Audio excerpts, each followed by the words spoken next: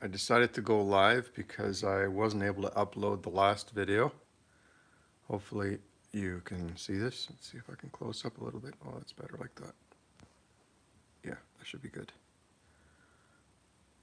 And I'm giving you the back camera, so you should have a higher resolution as well.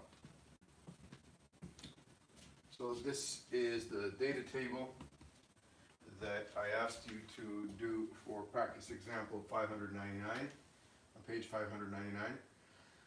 These are the results I got. It doesn't mean they're exactly right. Your answers will be slightly different.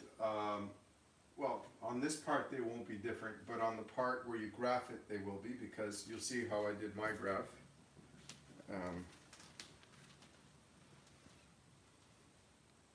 There's a close-up of it. So I didn't use graph paper. I used the ruler, but as you can see, it's only covering half the page. Normally when you graph something, you should cover the entire page. And I should have taken my own advice. Anyway, you get an answer. It's not in total agreement with the book, but the point is here not to get exactly the same answer as the book. It's to get some practice graphing. So these are the numbers I got. These are the two missing points which I was going to obtain by extrapolation. By extrapolation, I mean I continue drawing the line past where the points are. Hopefully the data will trend the same way. It doesn't always. And this is what I got. I'll show you what it looks like when I plotted it.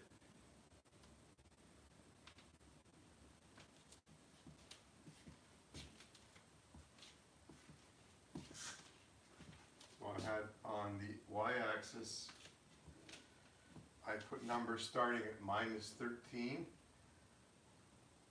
evenly spaced. I use the ruler to do the spacing because the whole point of a graph is to try to integrate all of the data so that you get input from all the data. There's another way I'm going to show you later where you just use two points. But when you use only 2 points, if one of them is wrong, your answer is going to be wrong. When you have multiple data inputs, there's a better chance that you'll detect an error if there is one, or that you'll actually get the correct answer. Because if all the points line up perfectly, it gives you a good feeling. Well, of course, you may have done the whole experiment exactly the wrong way. Let's hope that doesn't happen, though.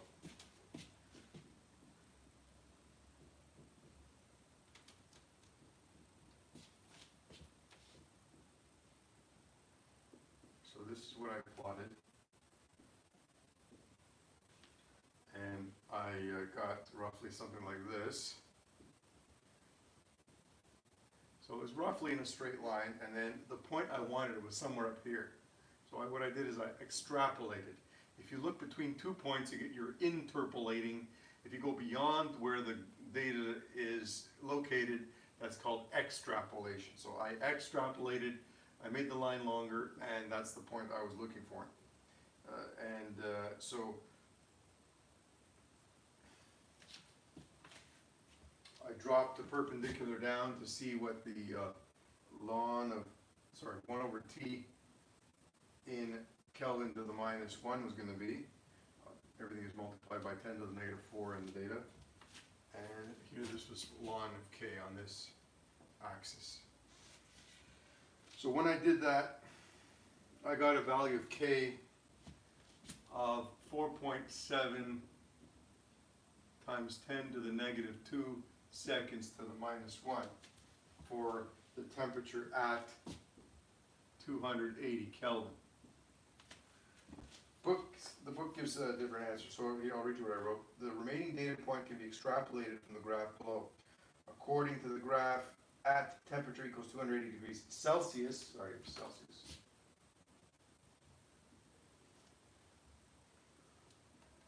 at 280 Celsius, the value k is inverse ln of -3.05.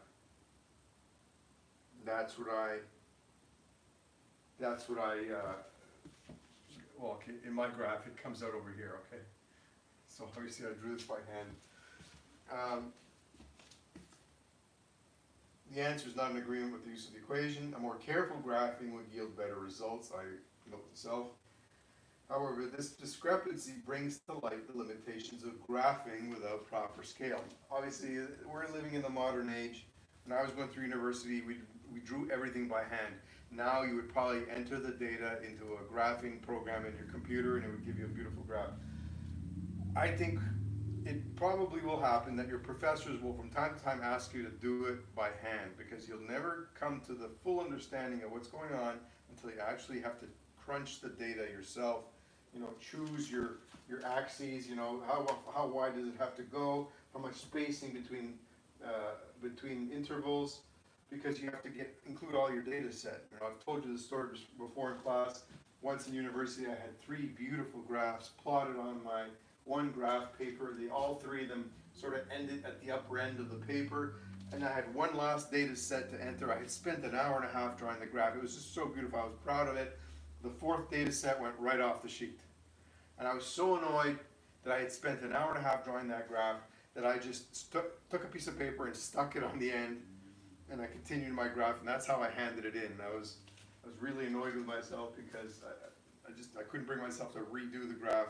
And mind you, if I had redone the graph with that 4th data set, the graph, you say, would have ended there, but then the other 3 data sets would have had to be shrunk to fit into the graph. So sometimes you have to make a compromise. Sometimes you might consider drawing the 4th data set or the 2nd data set on another sheet of paper so that you can scale it appropriately. But scaling, it's a great exercise in number crunching and what constitutes an appropriate scale. And that's why I think your professors will probably ask you to do something like that in university. There's another way of doing it where you just take 2 of the points on the data set and just treat them mathematically. But I've told you before that the risky part of that is that if those 2 data points are not accurate, you'll get an answer that's at variance with the truth. Oh, look, 2 customers, good. So here it is. Using ln of K1 over K2. No, I should give you the derivation before I do this, because you don't know where this formula comes from. We're using the Arrhenius equation, so ln of K, let's call it K1, because we're going to be using 2 different Ks, is equal to negative EA, which is the activation energy, over RT at some temperature, we'll call it T1, plus the ln of A. If you have the same experiment at a different temperature, you're going to get ln of K2.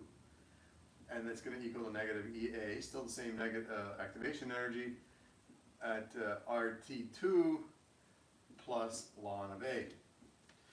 If you subtract these 2 values, you're going to get ln of K1 minus ln of K2. And it's going to equal to negative EA over RT1 plus ln A minus negative EA RT2 plus ln A.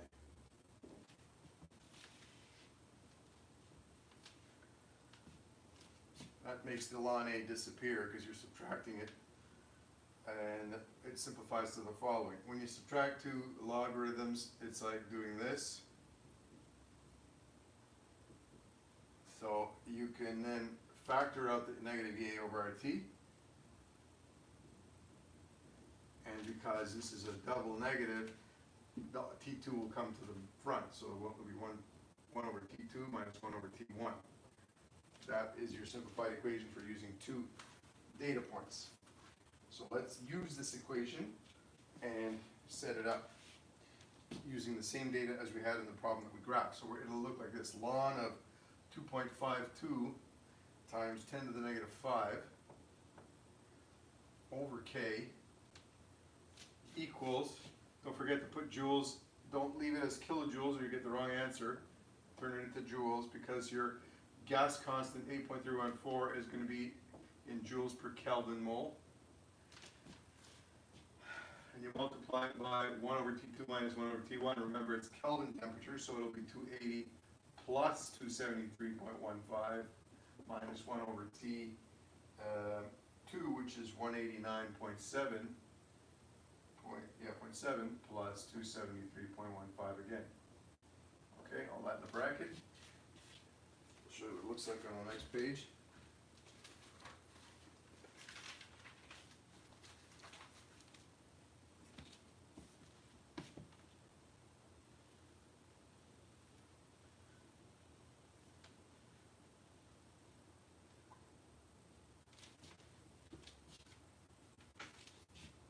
What you get is ln of 2.52 times 10 to the negative 5 over k equals negative, all this equals negative 6.787, so that if you take the ln of both sides, you get 2.52 times 10 to the negative 5 over k,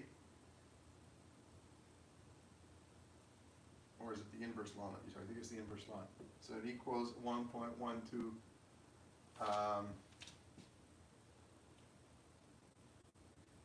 check.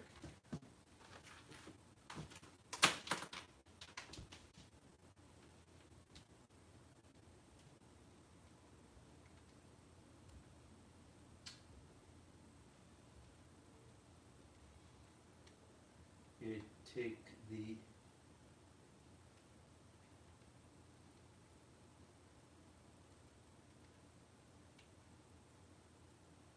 inverse ln, yeah, to get rid of that natural log. You take the inverse ln on both sides, and you get it's equal to 1.1277 0213 times 10 to the negative 3, and you get a value of k equal to 2.52 times 10 to the negative 5 over 1.127, etc., times 10 to the minus 3, which gives you 2.23 4632 66 times 10 to the negative 2, or k equals, after sig figs, 2.2 times 10 to the negative 2 in units seconds to the minus 1 to the k. So that's your final answer, and it matches what the book got. Now, if you were to have perfect data and then you graphed it perfectly, you would get an answer similar to that. But remember, in scientific endeavor, first of all, you'd be doing the graphing with a computer, and secondly, it's a big no-no to use only 2 data points. You should be using a full data set. And if your data set wobbles a bit, that's not the end of the world. If the wobble is too much, though, sometimes they just reject the experiment and they'll do it over, because you get less confidence in the results the more wobble there is in the data. Now let's go to the definition of a few terms. I'm going to cut it off at around 20 minutes because I'm afraid it's not going to upload, because it's transmitting at 4K. It takes a lot more data. All right. Elementary reaction.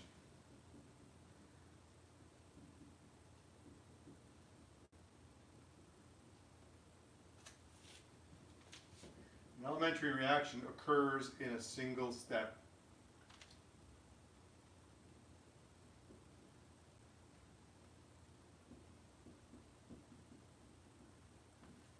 Molecularity refers to the number of molecules involved in the reaction. Number of molecules involved. So you can have a reaction that's unimolecular, bimolecular, or even termolecular, although that's pretty rare. Usually most reactions are unimolecular or bimolecular. If it's unimolecular, one molecule is involved in the reaction.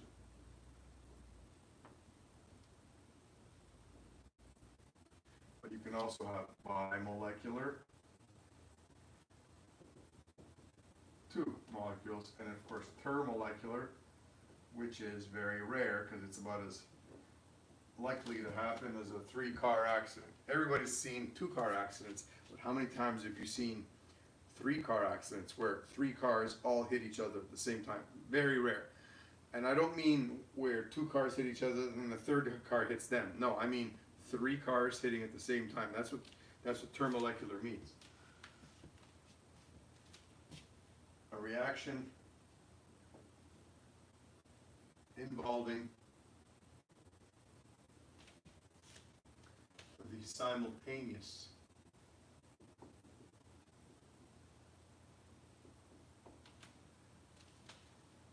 collision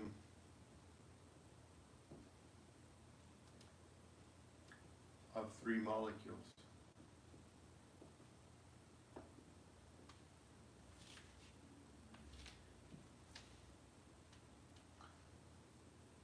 Sometimes reactions take place with multiple steps. Those are called multi-step mechanisms. Our whole biochemistry is a series of multi-step mechanisms. You'll take a course in university called macromolecular synthesis or something like that, where they show you all the different reactions, or many different reactions that take place in the body, where your body takes one thing and builds up something else out of it. Multi-step mechanisms. Most reactions occur by a series of bimolecular steps. So two molecules collide, they form something else, and they collide. The thing that's formed collides with another molecule in another bimolecular reaction and creates another thing, and so on and so forth. So the chemical equations for the elementary reactions in a multi-step mechanism must always add to give the chemical equation of the overall process. Sometimes though you get what's called an intermediate. Sometimes something forms which isn't very stable and it quickly turns into something else. That's what you call an intermediate. It doesn't last long, but it's there and it forms continuously, because as long as there are reactants to react, it'll continue forming, and it'll also it might even reach a steady state of concentration where it's being produced by the reactants and at the same time it's turning into products. So when those two processes are matched, input equals output, you'll build up to a certain amount of concentration and it'll just stay at that concentration until something runs out. So an intermediate is formed in one elementary reaction, consumed in the next. I wonder, I should have just gone like this and showed you my notes. Right there, you could probably read it here. There's one bit, you can always pause it after. And there's the other bit.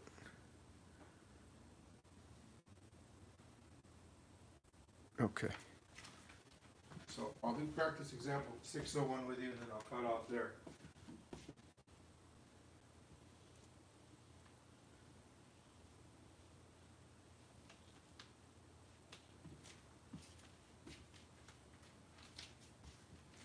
Practice example 601, they show you the following reaction. Molybdenum hexacarbonyl is reacting with trimethylphosphine, I guess that's what it's called, CH3 taken 3 times, to form this animal, which I can't name.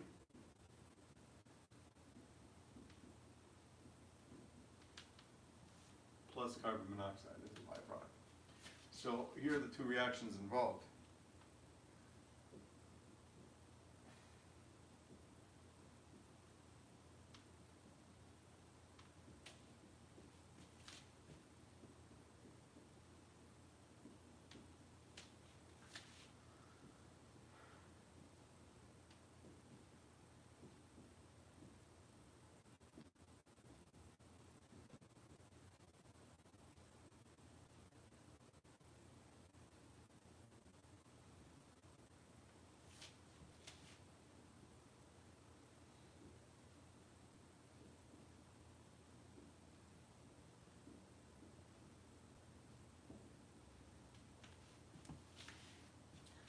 So can you spot the intermediate? It's the one that it's the one that you can cancel when you add these two reactions. See, this one appears on the left here and appears on the right there, so they cancel out. That would be the intermediate. And because the intermediate forms in the first reaction and then gets used up in the second reaction. When you add these two reactions, you get back to here. See, because you get this one here, this one there, and that one there. So these two reactions add up to the net reaction.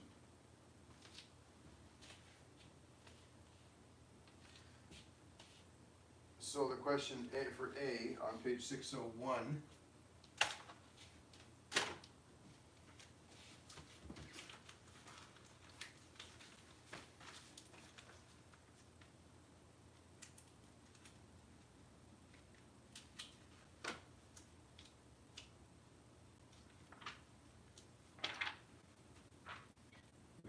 set up somewhere else. A million things go wrong. Is the proposed mechanism consistent with the equation for the overall reaction? Yes, when 1 and 2 are added, molybdenum pentacarbonyl is eliminated, resulting in the equation for the overall reaction. B, what is the molecularity of each step of the mechanism? And C, identify the intermediates. B, the first is unimolecular, and the second is bimolecular. And the intermediate is molybdenum pentacarbonyl. For your homework, try the practice example on page 605, where, no, sorry, try 602, the practice example on page 602. Read through it, give it a try, we'll reconvene tomorrow.